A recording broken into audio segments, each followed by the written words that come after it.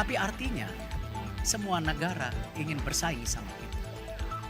Kalau kita berpuas diri, kita jalan seperti hari ini, mohon maaf. Gambar-gambar tadi di video akan sirna tahun depannya. Bahwa memang 2 tahun perjalanan ini cukup kompleks. Tapi dengan niat baik, dukungan dari semua, saya rasa hasilnya alhamdulillah. Hasilnya sesuatu yang mungkin kita tidak pernah bayangkan sebelumnya. Tetapi tentu kita tidak bisa berpuas diri di sini. Kita harus terus lakukan perbaikan dan perubahan. Tidak mungkin kita berbangga dengan hari ini. Karena apa yang kita rasakan tentu negara lain rasakan. Saya tidak segan-segan mengucapkan terima kasih kepada FIFA, di mana di banyak kegiatan FIFA selalu bilang, Indonesia menjadi salah contoh yang bagus. Tapi artinya semua negara ingin bersaing sama kita. Kalau kita berpuas diri, kita jalan seperti hari ini, mohon maaf. Gambar-gambar tadi di video akan sirna tahun depannya. Artinya kita harus konsolidasi, kita harus bangkit lagi, kita harus menyatukan lagi, semua dengan mindset yang sama, untuk cinta sepak bola.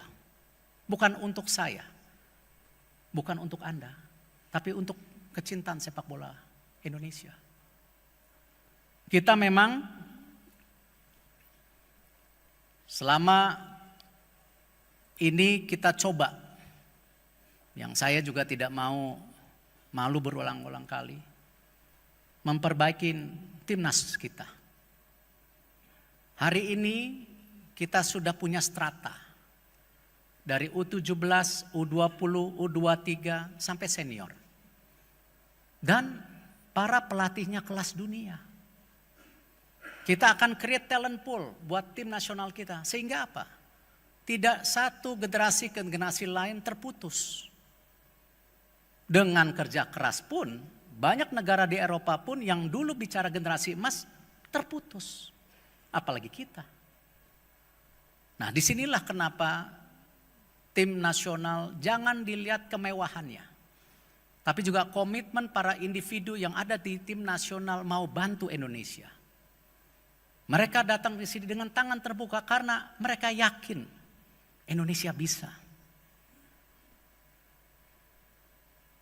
Dan tentu kita tidak cukup membangun tim prianya. Kita bangun wanitanya. Banyak yang pesimis, hasilnya ada. Dan tidak ada prejudice dalam membangun tim pria atau wanita. Kita samakan standarnya. Kesempatan ada. Tapi kembali. Karena itu, jangan sampai mereka juga terlupakan setelah lihat tadi video. Banyak pahlawan sepak bola Indonesia sudah meninggal, usianya muda. Nah, karena ini kita juga bikin platform. Sebuah yayasan di mana yayasan ini membantu para pemain muda Indonesia untuk diberikan edukasi finansial supaya mereka ketika sudah tidak bermain bola lagi, mereka siap kembali ke masyarakat. Dan dari yayasan kita terus memberikan asuransi kesehatan kepada para pemain tim nasional.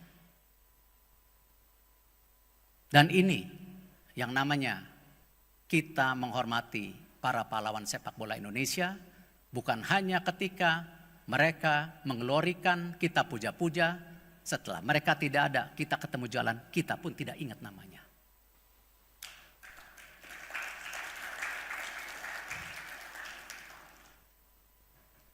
Kita juga terus memperbaiki tata kelola.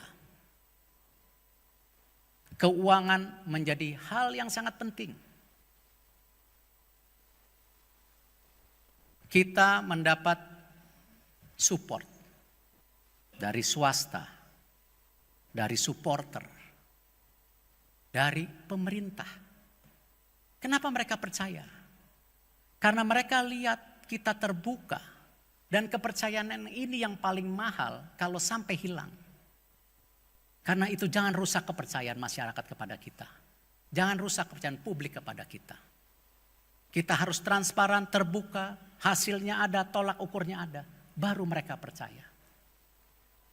Keseimbangan keuangan yang ada di PSSI, saya sudah bilang, kita tidak mau 100% tergantung pemerintah. Kita ingin juga semua ekosistem yang cinta sepak bola menjadi bagian daripada bagaimana kita bisa raise fund dana kita. Dan itu kepercayaan. Terima kasih dari tim Exco juga kemarin bekerja keras melahirkan NDRC. Ini kita hanya 6 negara di dunia yang di-approve FIFA punya NDRC. Tepuk tangan buat kita.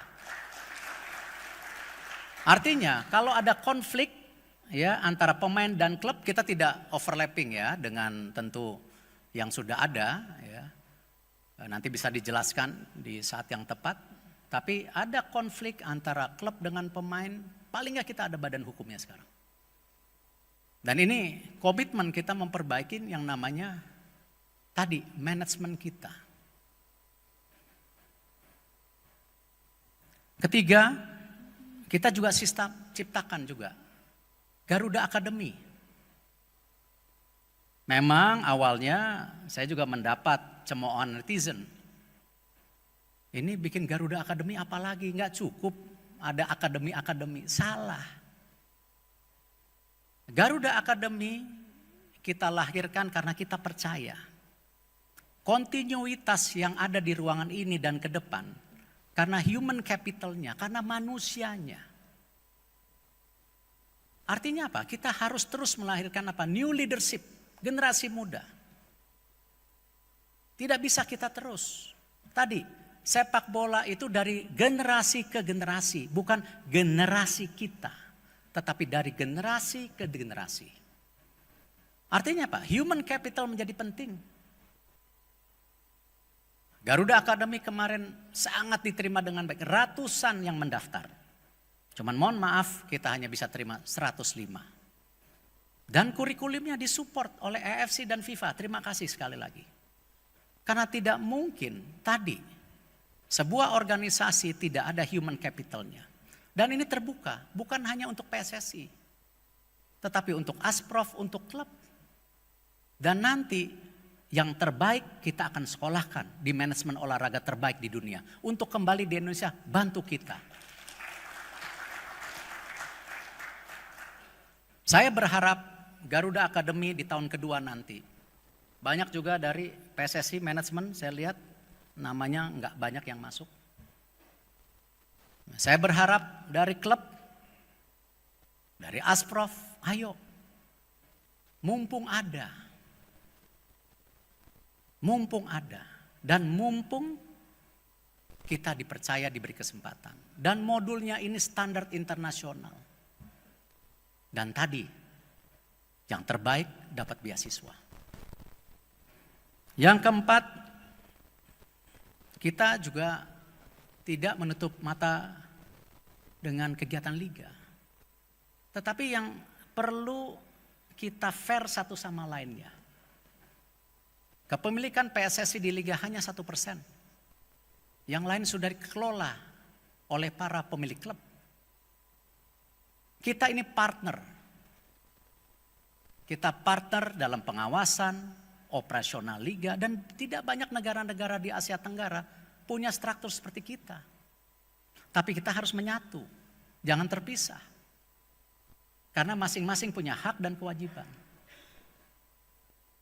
Saya mengucapkan terima kasih. Liga sudah ada VAR sekarang. Kalau tahun kemarin kita challenge, hari ini ada. Terima kasih buat Liga. Dan kami PSSI tetap mendorong. Di Liga 2 tahun ini juga ada VAR.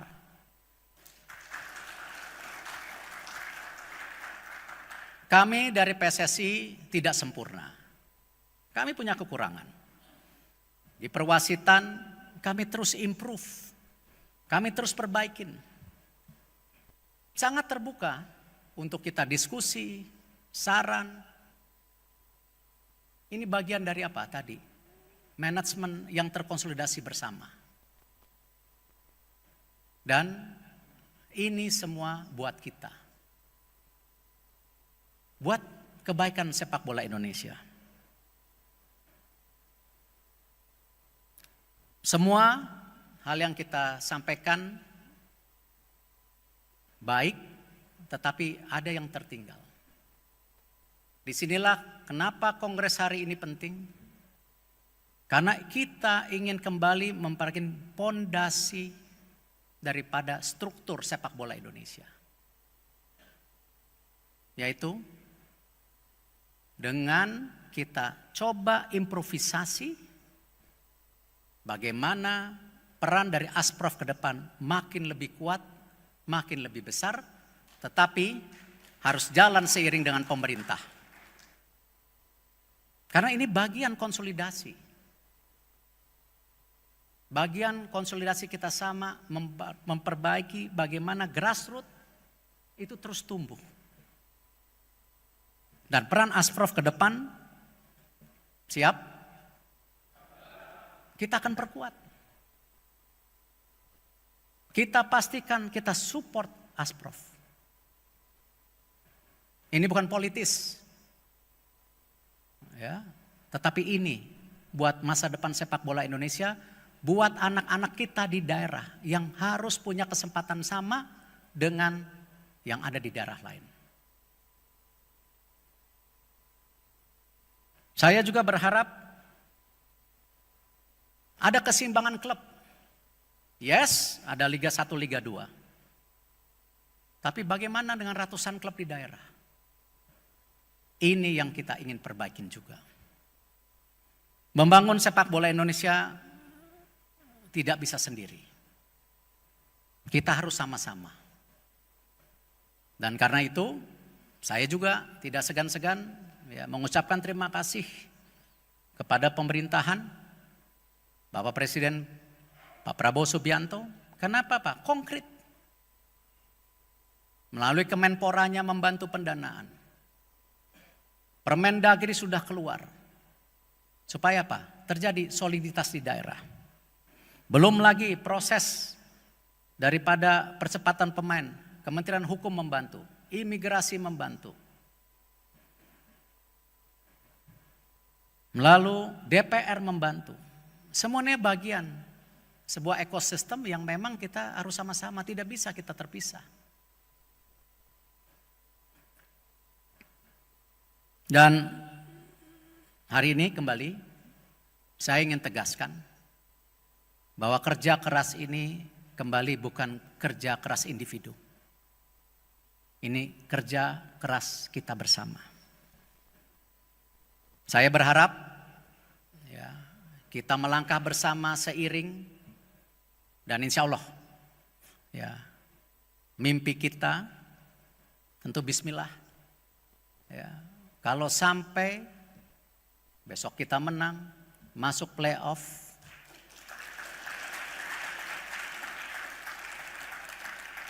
ini momen yang mungkin akan membuat kita terharu, tapi bukan membuat kita terlena.